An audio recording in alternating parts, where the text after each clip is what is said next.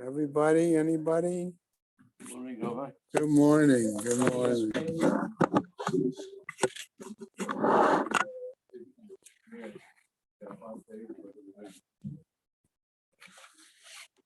Okay.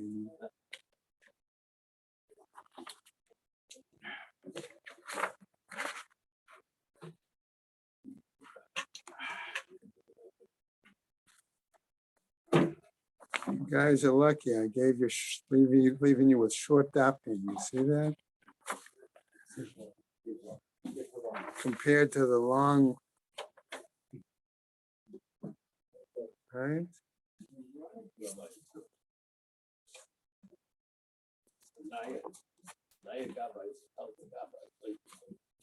All right.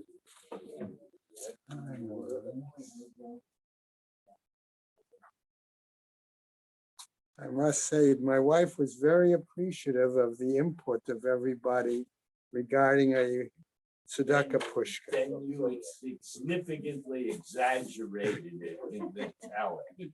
Oh. No, she had this, I told you, she had this idea. Maybe we should use like a washing cup. But everybody said, don't, make sure it has a large aperture, make sure it doesn't, if it has a thing, it's gonna break off and all these things. And Made a you're lot gonna of write sense. the name of the person who made the donation on the side? No. Don't say property of. No, Contents if not you're gonna included. say donated by, that's fine, but property of Doesn't Shmuel work. Abramowitz, that's not a good No. idea. No, Okay. his property is tiny, the money. All these smart becomes- I'm shoes. saying, it's not your name. If he doesn't get it, it's his property. Okay, I'm gonna start the sponsors, gentlemen. Year of Learning by Sue and Arnie Gerlich in memory of Malka Proman and Philip Mann. And Yisrael David ben Arav Tzvi Hirsch and Beryl ben Arav Tzvi Hirsch. Yosef Meir ben Arav Tzvi Hirsch. Henya Rivka Pro Rosna bat Harav Tzvi Hirsch. In memory of family murdered in the Holocaust, Harav Tzvi Hirsch ben Shlomo Yaakov. Sarah bat Ephraim. Yisrael David ben Arav Tzvi Hirsch. Ephraim ben Arav Tzvi Hirsch. Adia bat Harav Tzvi Hirsch. Miriam bat Harav Tzvi Hirsch, Pesel bat Harav Tzvi Hirsch, Shalom ben Harav Tzvi Hirsch, Shlomo Yaakov ben Harav Tzvi Hirsch, Shmuel ben Harav Tzvi Hirsch. Sharon and Fred Liska, their family and many friends, in memory of her dear mom, Harriet Friedman, Edelbas Yaakov. Leslie and Gail Kaplan, in memory of their parents, Harry and Marjorie Sedell, Irving and Pearl Kaplan. Friends of Avi Gitler, Avram Meir ben Shimon, and Martha Gitler, Charna bat Yeshaya. Children, grandchildren, and great-grandchildren of Toby Paris, Saratova bat Yisrael Dov in her memory. Friends of Joe Wolf, Yosef ben Chaim, Charlie Gelfenstein and Sam Levine in memory of Ramona Levine. Rachel Mata bat Asher, friends of Nina Moinester. And Nechama Asna bat Yitzchak Aharon. Many friends of Stephen Vigdor, Lezecher Nishmat Simcha Melech ben Meir Leib Halevi. Shmuel. A Month of Learning by Rebecca Lewis and Susan Wotonsky in memory of their aunt and sister Miriam bat Yosef Devora. A Week of Learning by Edith Victor in memory of her father-in-law. Meir Leib ben Dover by Michael and Judy Poretsky in memory of his brother Avram ben Gershom. By Mira and Herschel Stennett in memory of her mother Shosha bat Avram Alevi and his mother Reitza bat Yitzchak Yaakov. Clara and Jonas Wazer in memory of her father Moshe ben Yisrael Kohen. And Shelley Moll in memory of his mother Rachel bat Naphtali and his father Shlomo ben Yitzchak. Today is the 19th. As I said, today was a day of learning plus Suda Shlishis Fund by Paul and Carol Schwartz in memory of his father Yaakov Yitzchak ben Mordechai Halevi. Okay, tomorrow, Monday, Walter and Sippy Fried in memory of his mother, Dina bat Ze'ev. And on the 22nd, Moshe and Carol Gassner in memory of his mother Miriam Bat Yaakov Zeb. And 22nd also Eliza Peleyev in memory of her husband Harav Yisrael ben Harav Moshe Ahro. Okay. And the 23rd is already, that's Thursday. You're gonna read that everybody all week and you won't ever buy a week. No, just in case you guys don't make it. Okay, may the Shemas have an Aliyah, Krank Rafil Velti Yeshua Shem Atzliah, and the Chol B'nai Israel a good Kaben Shtia. Amen. Okay. All right. So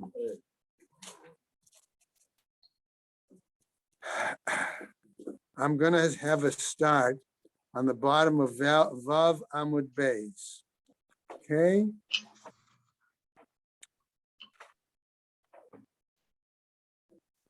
The place I'm going to have a start. Okay, as we saw, there was a bit of a machloket there. Okay, and Rabbi Yochanan says they darshan the same pasuk, b'chol shana v'shana. Okay, and they give a presentation. Okay, Rabbi Eliezer, Rabbi Yossi Savar, b'chol shana v'shana, ma kol shana v'shana, adar hasamuch l'shvat. Afkan adar samuch l'shvat. Okay, Rabbi Shimon ben Gamliel Omer, Savar b'chol shana v'shana, ma kol shana v'shana, adar hasamuch l'nisan, afkan adar hasamuch l'nisan. So this was if the situation occurred, remember, that there had been Adar, then after Purim, that's when they were declared it a Shana Me'uberet, okay, a leap year, and then they're going to have a second Adar, okay, and so it's basically this question of, really, do they have to do almost all over again? Okay, that's real. Okay, not almost, mamash. Okay, okay.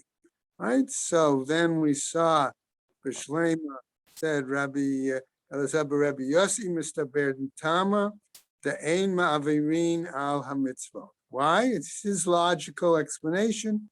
First month, you know, if you have a choice between first month and second month, you do it. It's Rizim Makdimim, exactly. You do it the earlier occasion. Okay, not to be, all right. So that's a fairly straightforward, logical explanation, right? So Ela Rabbi Shimon ben Gamliel Mai Tama, what was his reasoning? Amar Rabbi Tavi B'Tama the Rabbi Shimon ben Gamliel Misamech Legeula, right? Masmech, you want to phrase it that way, Geula Legula Adif. You have the redemption from this described in the situation of Purim. You have redemption associated with Pesach. You have those two as close together as possible. That's the preferred. Okay. Rabbi Elazar Amar Tama the Rabbi Shimon ben Gamliel Mehacha, from a different possibility. Tichtiv the Kayem at the Geret HaPurim Hazot Hashenit. That's the last line on Vav Amud Beis. Right? And the text basically seems to indicate, okay, that I'm not reading out the whole pasuk. It is there in Art Scroll. They do cite the whole pasuk, but the implication seems to be that there was one decree, and then the next year there was another decree. If you can read the pasuk that way, okay, where it says Hazot Hashenit, okay, could maybe read the second time or another time, okay? Either way, the Gemara then says, V'itz tarich l'michtav Hashenit, and it was necessary to write, okay, right, the second time, V'itz tarich l'michtav b'chol shana v'shana. So the Gemara is now, as we start the top of Zion Amud Aleph, it was necessary to have it written Hashenit. It was also written to refer to it as every year on a regular year-to-year basis. Why? Okay. De'i, says the Gemara, De'i michlal shana v'shana. If it had only said, all right, from one year to another year. Hava amina kikushyan. because then it would have been like our question, namely, do we celebrate Purim closer to Shvat? Okay? Kamash Malan, right? Hasheni. Therefore, we say in the Braita that it refers to Hashenit, citing that pasuk. Ve'iyashmo'inin Hashenit. And if we had only learned the pasuk based on Hashenit, okay, the second time, okay, we may have thought, Ha'amina b'tchila, we may have originally thought, Barishon Ubasheni. We have one decree saying it's just to be the 14th and 15th here. Another decree, maybe we need to observe it in that situation twice, both the first Adar and for the leap year, the second Adar. Even over the hangover from the Right, first. right. Kamash Malan comes to teach us that's not the case. B'chol shana v'shana, as we normally do, here that we only celebrate Purim once in a year and not two times, even though you might like to go 14th in one city, 15th in another. Okay. Anyway, what happens? Rabbi Eliezer Rabbi Yossi. Hi, Hashanit. So the Gemara asks, so what then does Rabbi Eliezer Rabbi Yossi do to understand this pasuk that refers to Hashanit, the second, so to speak, decree, or the decree made the second year? Maya Vidle, what does he do with it? So the Gemara tells us, Mi Bayale, the Kedarav Shmuel Bar Yehuda. He needs it in terms of the statement initially made by Rav Shmuel Bar Yehuda, the Amar Rav Shmuel Bar Yehuda, who says, B'tchila kiva'uhu b'shushan, l'vasov b'chol ha'olam kulo. That according to Rabbi Shmuel Bar Yehuda, the first decree only meant to observe it in the city of Shushan, and when it was made a second decree the following year, that was through all Jewish communities throughout the world. Okay? Now, since we've cited Rav Shmuel Bar Yehuda with a particular statement regarding the observance of the holiday, the Gemara is going to continue and cite some additional statements that he made vis-a-vis the observance of Purim.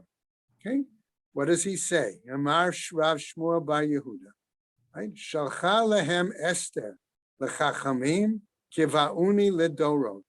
That Esther sent a message to the sages, okay, namely, establish me for generations. In other words, recognize the miracle so it was going to be ongoing for future generations. Okay. Shalchula, they responded and sent her back a message. Okay, if we do that, so to speak, kina atma oreret aleinu lebein ha'umot. You're going to cause jealousy, anger, etc., among the nations. Why? Because the Jews did a victory. They not only did a victory, but they, at the expense of the nations, they, okay. Now, what happened? Shalcha lahem, she responded back, kfar ketuva, and ketuva ani al divrei hayamim lemalchei madai upras. I'm already written in the historical annals of this empire of Media and Persia. In other words, it's already recorded, so to speak, what happened. So, that's they're going to read it. They're going to read it there. What difference is it if we write it in write a book, a Megillah, a scroll that describes that the Jews were victorious, etc., on this occasion? Okay. Now, what happens? Okay, that's what she told them. Let's go on. Now, the Gemara is going to give us a statement that moves in a slightly new direction. It's going to cite some sages by name, and then it's going to tell us, wait, we've got to adjust that perhaps. And then it's going to go into a discussion that's important for us. Just a quick aside. I did not have a chance to look at it, but I think it's in Baba Batra 14a that there's a discussion of what books and how certain books were accepted into what we call the canon. Okay, we use the term canon in a broad sense. In other words, what was basically acceptable texts that we felt were given by Hashem, divinely inspired, such that they should be learned, part of the curriculum in the best midrash, and that people should learn them. Okay, so there's a lot of material there, but as I said, we're going to just see that this comes up in this discussion as to whether Megillas Esther, as well as some other books, were given by divine inspiration. Okay, so we now go on. Rav v'Rav Hanina v'Rabbi Yochanan v'Rav Chaviva matni. The four of them taught. Okay, and now the Gemara adds a comment. Bekule Seder Moed, Kol Ki Hai Zuga. Throughout Seder Moed, when these groups, particularly this last couple of among these sages, Chalufe Rabbi Yochanan Umael Rabbi Yonatan. Remove Rabbi Yochanan's name and instead insert Rabbi Yonatan's name. Now, what happens? Shalcha lahem Esther. Okay, so this follows now. When we said she sent to Chachamim, this is now a follow. All right, what did it say? Ktvuni ledorot. In other words, again, recognize the miracle for generations. Shalchula, and they sent to her, Halo kitavti lach shloshim. Wasn't it written already 3 times? Okay, in regards to Amalek. Okay, where you have to destroy Amalek, and Haman was a descendant of Amalek, and so isn't that sufficient that it's written 3 times? Why should we need to write it particularly again in a special book? All right, things like that.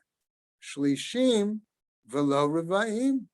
3 times it's been written, and there's no need for a 4th time. Ad shematzula mikra, until they found the pasuk. Okay, katuv b'Torah, it's written else in the Torah. Katov zot zikaron b'sefer. Okay, so based on that pasuk, we're going to darshan the pasuk. One approach to darshaning.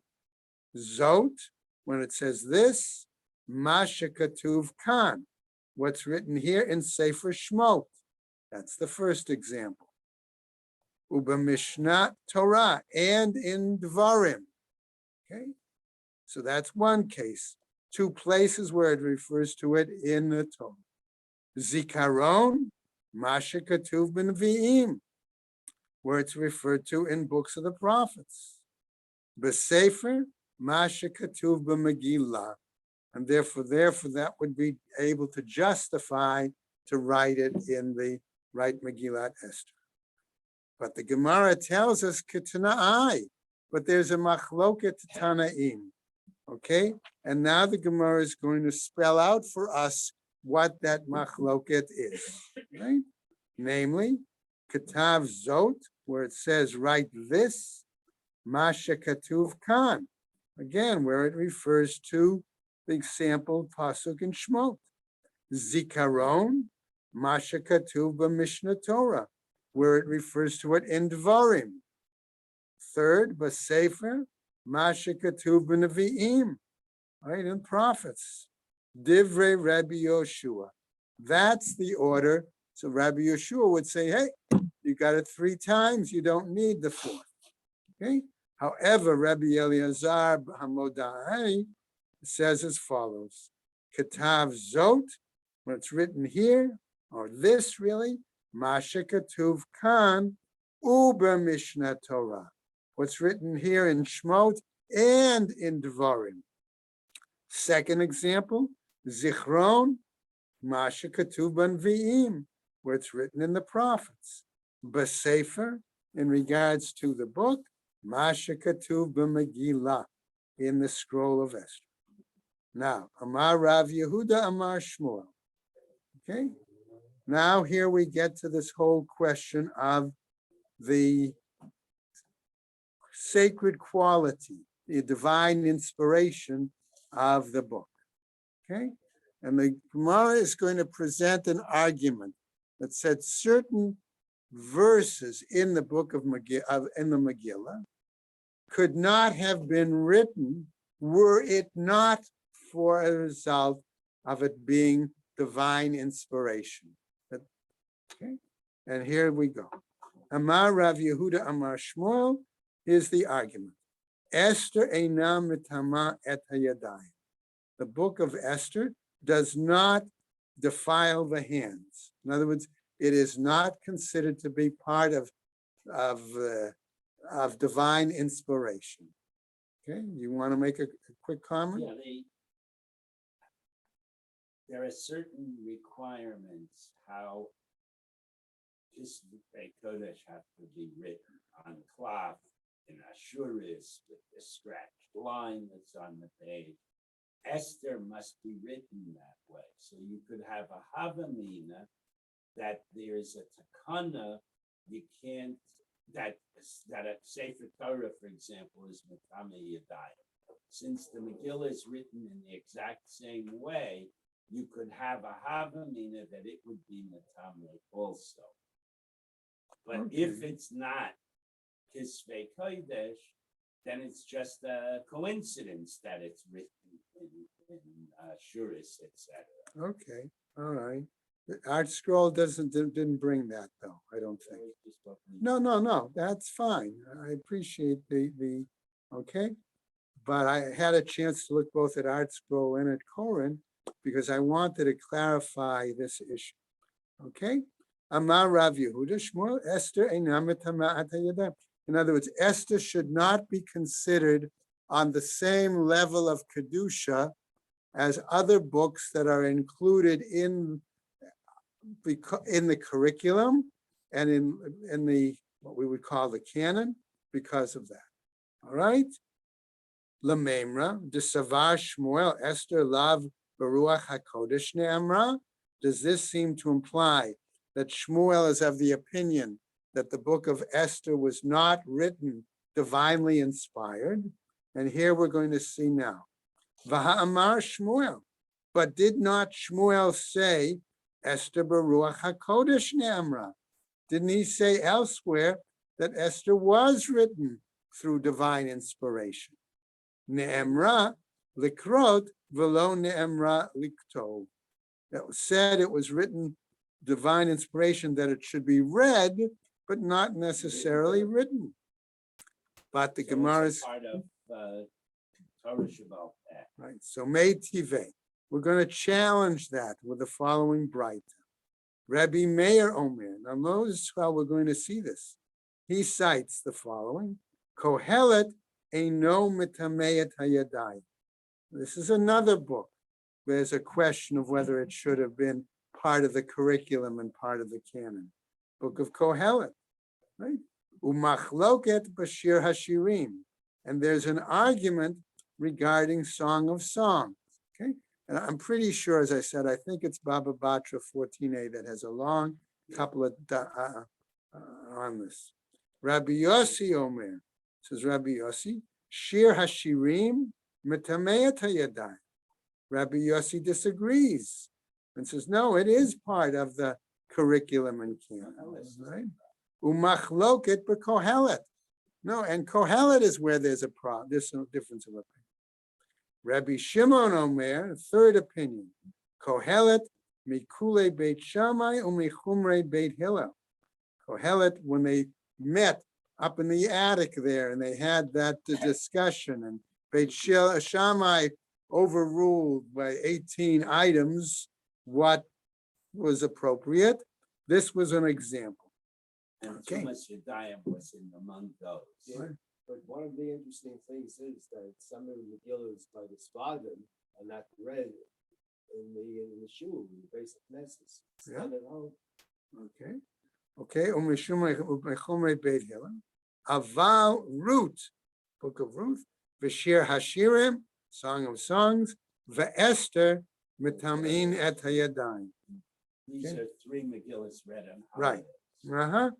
So the three of them are to be included as part of curriculum and canon and things like that. Okay. So the Gemara says now, who, mainly Shmuel, the Amar Rabbi Yoshua. He's of the same opinion as Rabbi Yoshua. Tanya Rabbi Shimon ben Manasseh.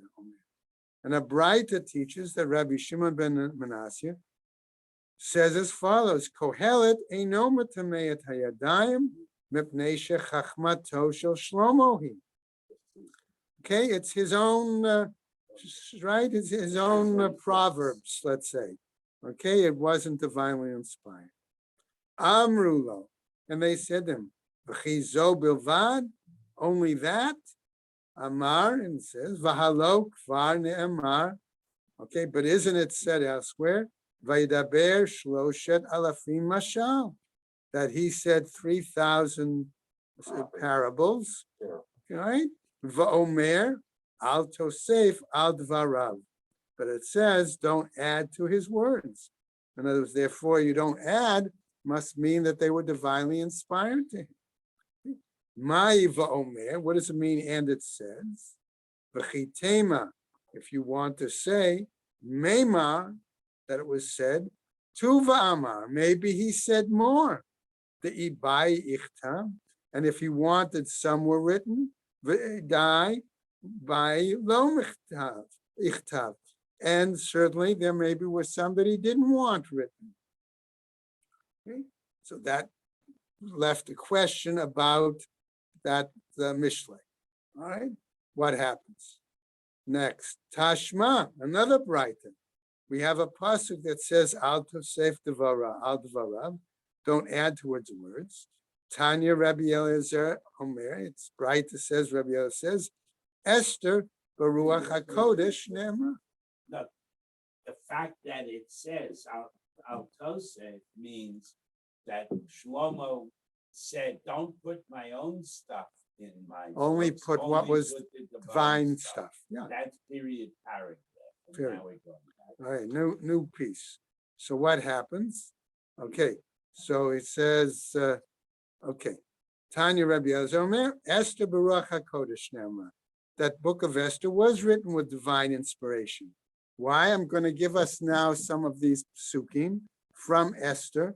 How could they have been known initially, says the Gemara, if it wasn't through divine inspiration? First example, right? Shneamar Vayomer Haman Belibo. Okay, how would they have known what Haman said in his to himself? Rabbi Akiva Omer Esther Baruch HaKodesh Ne'amra. He gives another example that it was divinely inspired. Why? Shneamar Utehi Esther Noseit Chen Be'enei Kol Roeha. That Esther was found beautiful in the eyes of all. Okay, again, how would they have known if it wasn't divinely inspired? Another example, Rabbi Meir Omer, he says, Esther Baruch HaKodesh Ne'amra. Right, again, Shne'amar V'yodea Hadavar LeMordechai. How could he have known what they were thinking and saying without it being divine inspiration? So all of these examples. Now we're going to continue with the Gemara, and it's going to say, hold on a second. We're going to give you another issue. Yeah, I'm going in just a second.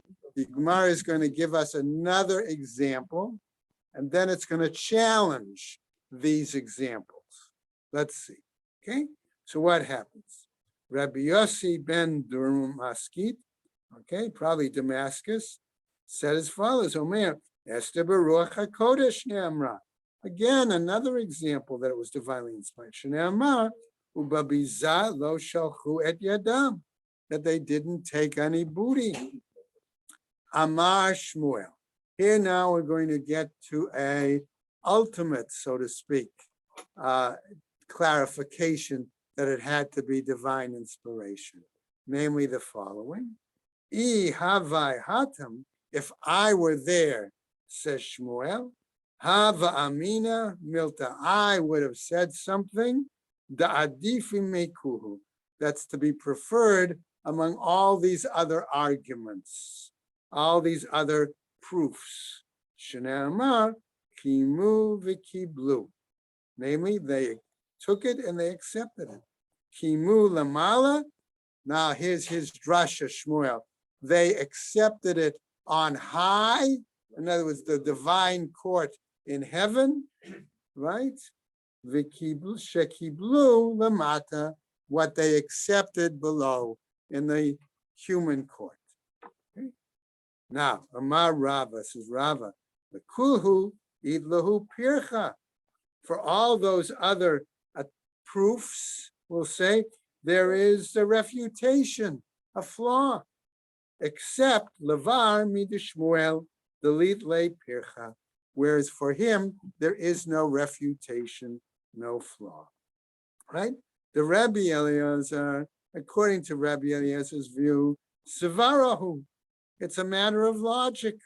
The lo hava inish techashiv lamalka kivate. Because we could say that there was no other person that Haman thought was so important as himself. So logically, of course, he's going to feel that way. Vahai ki mafish tuva. Okay, and when it's elaborated more, va'amar ada'ate denafshe ka'amar. He would naturally say, oh, they got to be thinking about me, kind of thing, right? The Rabbi Akiva, the proof that Rabbi Akiva tried to bring, Dilma ka Rabbi Elazar dama. Maybe it's similar to what Rabbi Elazar said. Milamed shekol echad ve'echad nidmatalo ke'umato. That maybe they all felt that way about Esther because they thought she was from their nation. They looked upon her as one of their own, right? Okay. Vahad the Rabbi Meir. And what about the proof text of Rabbi Meir? Dilma Karabi Chia Bar Abba Dama. Maybe we could say it was like the view of Rabbi Chia Bar Abba, who says, Bigdan Vateresh, Shnei Tarshiyim Hayu. That Bigdan and Teresh were from the city of Tarsus, right? And they were speaking that language. Vaha, the Rabbi Yossi. Okay, in other words, and it happened that since Mordechai was a member of the Sanhedrin, he knew multiple languages and he knew that language, and therefore he understood what they were saying, even though they thought they were speaking in a language that nobody would know. Vahad the Rabbi Yossi bar Durmaskit, and the proof text of Rabbi Yossi bar Damasket, Dilma Pristakai Shadur. Maybe they sent messages. Okay. The Shmuel Vadai Lit Le Pircha. But that proof text of Shmuel, there is no refutation. Okay. All right, let's go on. Amar Ravina, says Ravina. Hainu da Amre Inshe. This is what the common people would say, right? Tavachada Pilpalta Charifta Mimale Tsane Kare. Better is a sharp pepper than a whole basket full of melons. Okay? In other words, right? In other words, that his darshan was much better than all of these earlier authorities. Okay. What happens? Rav Yosef Amar Mehacha. Maybe from here that we could learn it. Going back to the question of the divine inspiration of Book of Esther, right? V'yimei hapurim ha'ele lo ya'avru mitoch ha'Yehudi. Right? That it should not pass from the Jews. Rav Nachman bar Yitzchak omer mehacha. V'zichram lo yisof mizar'am. Okay, and their memory should not be removed from their progeny. Okay, now we get to a slightly new item. Matanot le'avyonim. Okay, Tani Rav Yosef's son. Umashloach manot ishlorei ehu. Why? Because we have mashloach manot, and only manot here is in the plural. So therefore it implies what? Ishlorehu, one to a friend, shtei manot, two portions, right? Le'ishecha. Umatanot le'evyonim, where both words are in the plural, matanot and evyonim. What does that tell us? Shtei matanot, two gifts, l'shnei b'nei adam, to two different people. Okay? A good way of remembering it. Rabbi Yehuda Nisia. Now we're going to get to some stories. All right? Just be careful who you share your Shalach Manas to and who you share your Sudas Purim with. Also, the level of your Shalach Manas should be. We're going to get to that too. That's We'll get to that. Okay? We'll get to that in a second. What happens? The first story. Rav Yehuda Nisia, Shadar Leila Rabbi Yoshaya, Atma de Igla Tlata. Rav Yehuda, who was the Nasi, right? What did he send? An appropriate status gift, namely, he sent him a thigh of a third-year animal, which was a quality piece of meat. Okay, Vegarva de Chamra, and he sent him a jug of wine. Okay, Shalach lei. Right, he sent it in. Kayemet. Okay, Banu Rabbeinu. Okay, Umishloach manot ish l're'ehu. Kiyamta, he says, that you have satisfied appropriately by sending the Nasi, sending an appropriate status, so say gift. Okay, right, both Mishloach manot. Okay, all right, so you've done that. Umatanot le'evyonim, and gifts of food. And it also covered Matanas. Both. Because I'm a poor guy. Right, covered both. Oh, that's what he said. Right. Okay. In other words, when he responded to him, when he thanked him, sent him the thank you note for the gift. Okay. What happens? Rava Shadar Lamare Bar Mar. Rava sent to Mari Bar Mar Biad Abai. And he sent the gift through a messenger, namely Abai, the following. Melo Taska de Kashva. He sent him sacks of dates. Umale Kasa Kimcha Da'av Shuna. And he sent him a cup full of roasted flour. Okay? Amarle Abai, and Abai then, who was the messenger, responded, Hashta Amar Mari. This is what Mari sent back as his response to what you sent. Ichakla'a Malka. Were a peasant or a farmer to become a king, Lahave Dikula Mitzavare, let him remove the basket from his neck. In other words, you should send a gift appropriate to your status and not just, a little something. Okay. Candy bar and a little bottle of grape juice. All right. Lo nachat had, right? What happens? So he would write Lo nachet hadar. Okay, he went, wasn't happy with it. He repeated, and as he sent them something else. Shadar le ihu milo taska de zangavlai. I have a hard time with that word. Okay, he sent him now a full jug of ginger. Umalo casa the pilpolta aricha. This is Mari sending back. Right, and this is what he sent. Okay, and it was a full cup of long peppers. Now, Ginger root and peppers. what's important for us to understand is that ginger and these peppers were expensive items because it meant they had to have come from some distance to acquire them. So they were imported goods, right? Amar Abai says, Hashta Amar Mar, now to the master, Ana Shadre Le Julia, Va'ihu Shadar Le Chorfa.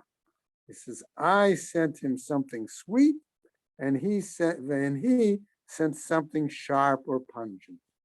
So I'm not sure whether that was it could be another criticism again. It's a backhanded compliment. I didn't, well, You I took it read as, that he wasn't happy with I it. took it also that it was a So criticism. even though, so the point, excuse me, the point is, it's not the cost of the food that you It's the send. quality. It's your impression of whether the recipient will be happy with it.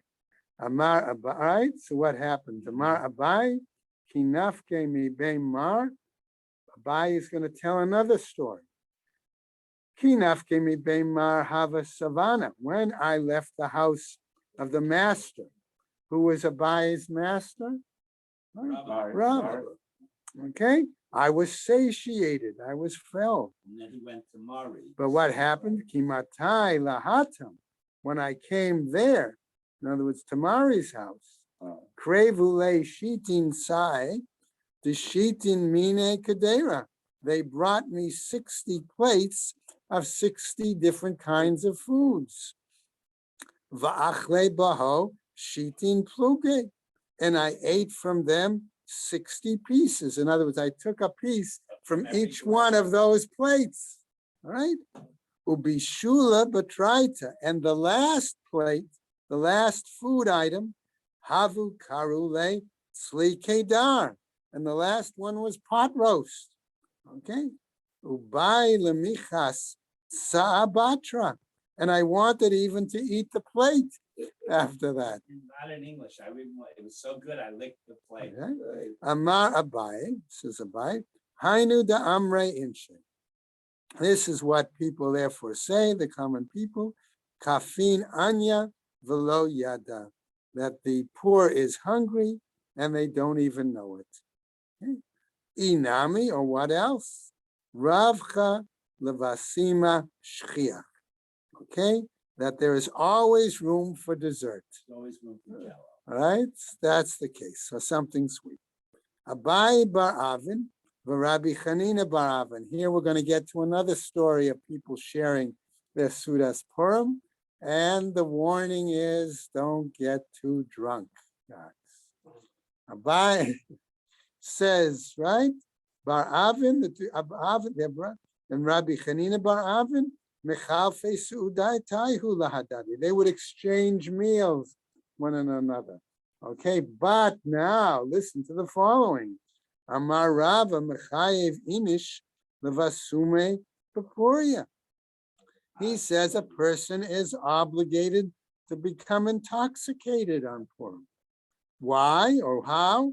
Adelo yada ben Arur Haman leBaruch Mordechai. Until he doesn't know the difference between cursed be Haman and blessed be Mordechai. And Koren has a long, long note on this with some interesting, the Rivash he quotes in particular on this. I won't go into it, but well worth looking at. Anyway, what happens? Rava v'Rabbi Zera, Avdu Sudat Purim Bahadi Hadade. Rava and Rabbi Zera used to have their Purim Suda together. Eve Sum Kam. Okay, they got drunk. I assume it was the both of them, right? Kam Rava Shachte the Rabbi Zera. And what did he do to Rabbi Zera?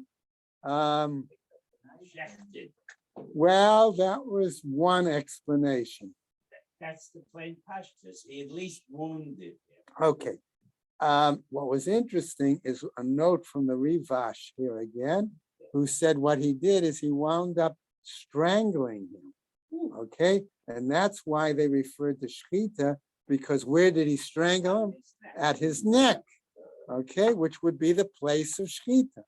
Okay, all right. So what happened?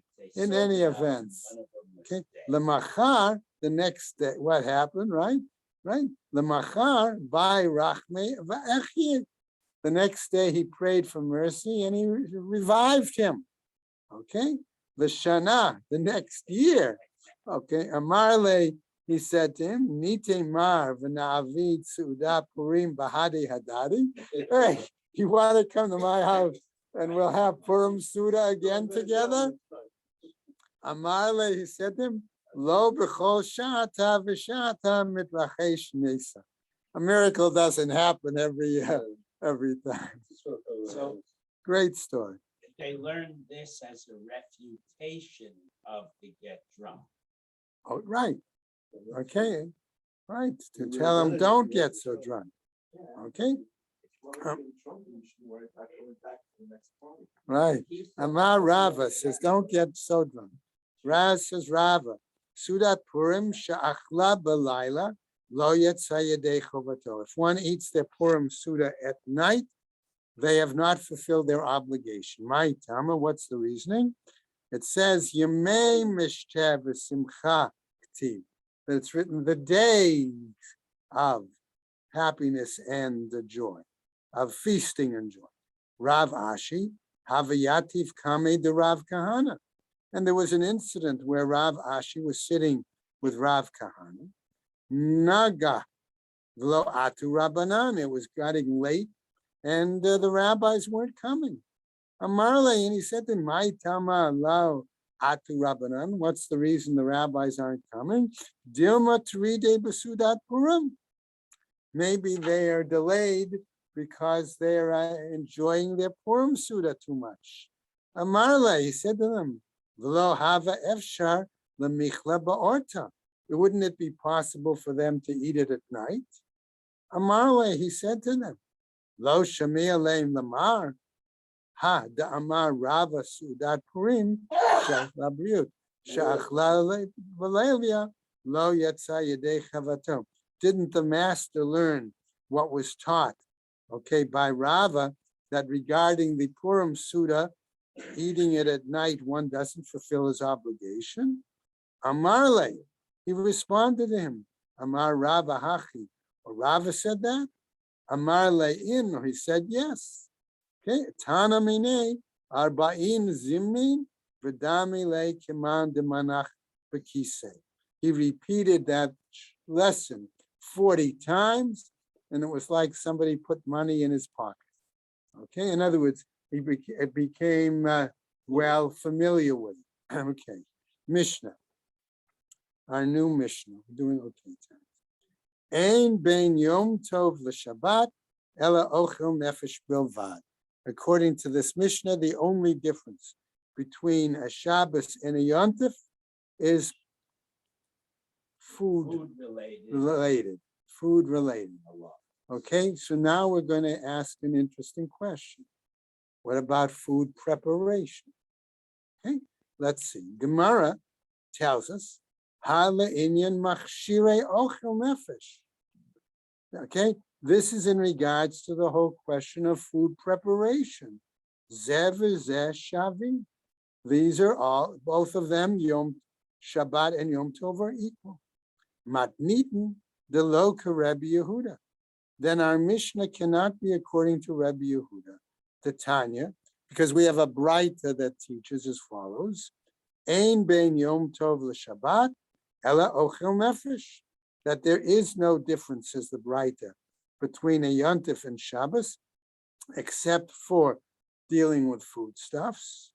Rebbe Yehuda matir af machshirei ochel nefesh. However, Rabbi Yehuda also permits aspects of preparation, okay, preparation for foodstuffs. That might be, for example, sharpening a knife to do the shechting. It might mean shechting, right? It might mean doing something, let's say, getting water. Who knows? That you could do. Right, we'll see. Things that you could not. Well, we're going to clarify. Okay, so the Gemara asks, "My Tama de Tanakama." What's the reasoning of Tanakama? Amar Kra. He cites a pasuk that says, "Who velo machshiro, it," and not its earlier advanced preparation. Right? The Rebbe Yehuda Amar lachem. It also says in the same pasuk, "for you," lachem, for you. That implies lechol tzorchechem, all your needs for preparing. Right. All your needs regarding preparing of the foods. Ve'idach, and the other one, Okay. Well, what does he do with the word lachem? The Tana Kama, Manami Haktiv lachem, isn't it also written in the pasuk lachem? What does he do with it? Lachem v'lo la'avdei kochavim, lachem v'lo leklavim. Okay, it's not for the non-Jews, it's not foodstuffs for animals. Okay, ve'idach, in the other Rabbi Yehuda, nami hakativ hu, but for him also it's written in the pasuk hu. It kativ hu. When does it mean him?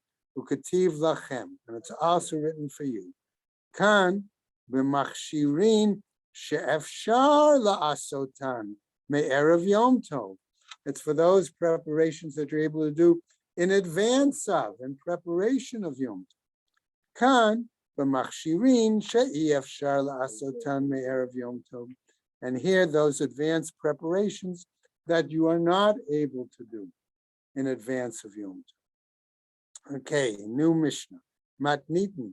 Ein bein Shabbat liyom tov, liyom kippurim, I'm sorry. Ein bein Shabbat liyom kippurim, ela shezez dono biyadei adam, v'zez dono b'kari. The difference being that one, if it's an intentional desecration, okay, it is to be punished by humans. The other intentional desecration is divine punishment through Kari. Okay, Gemara says, Ha le'inyan tishlumin. And here we may deal with this issue of tashlumin.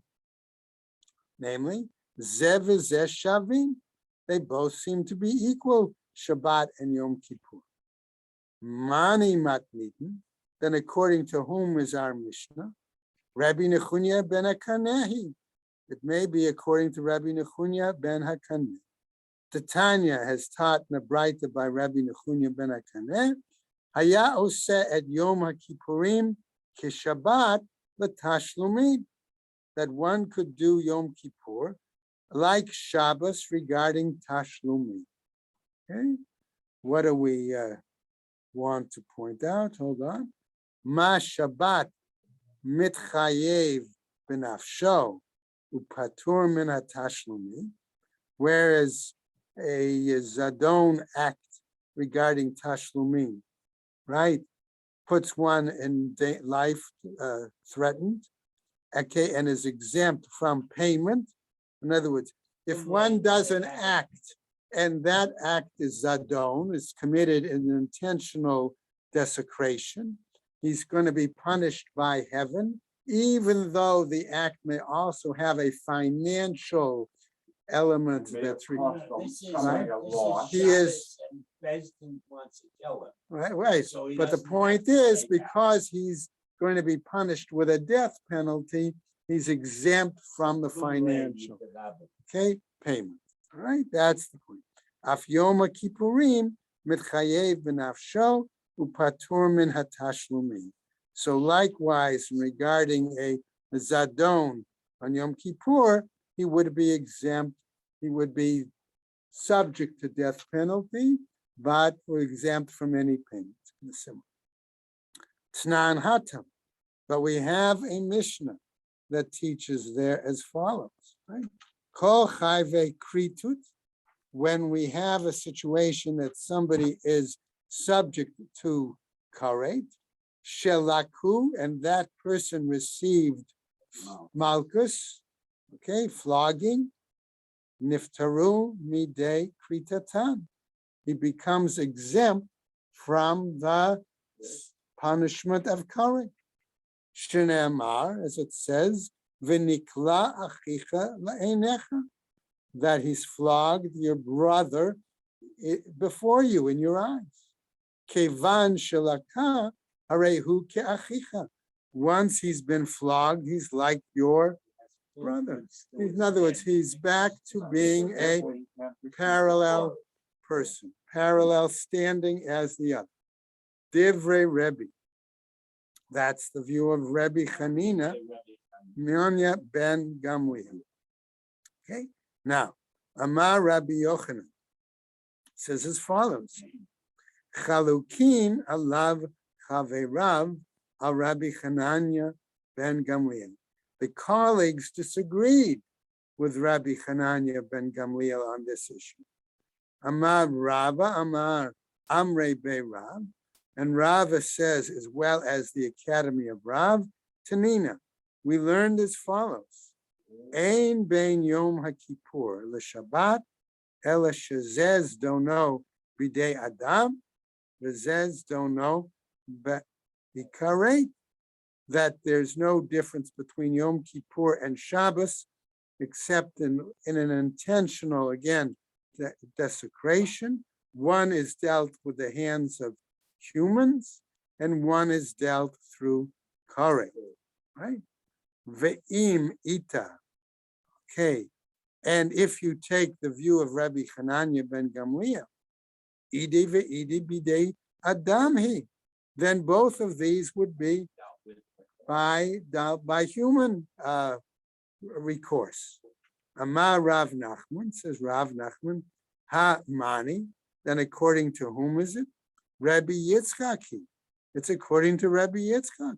The Amar, who says, Malkot b'chai ve'kritut leka, that when there's flogging regarding one who is going to be subject to karet, that's not carried out.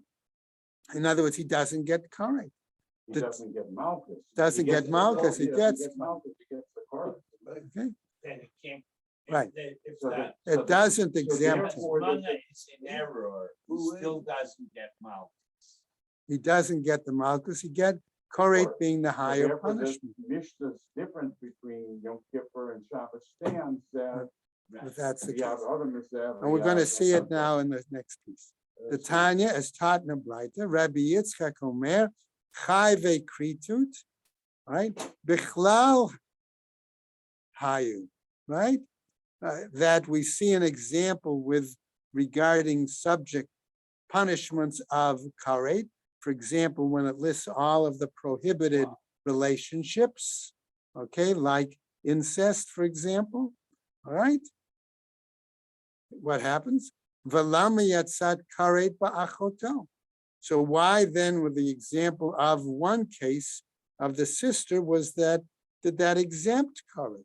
He gets Karet.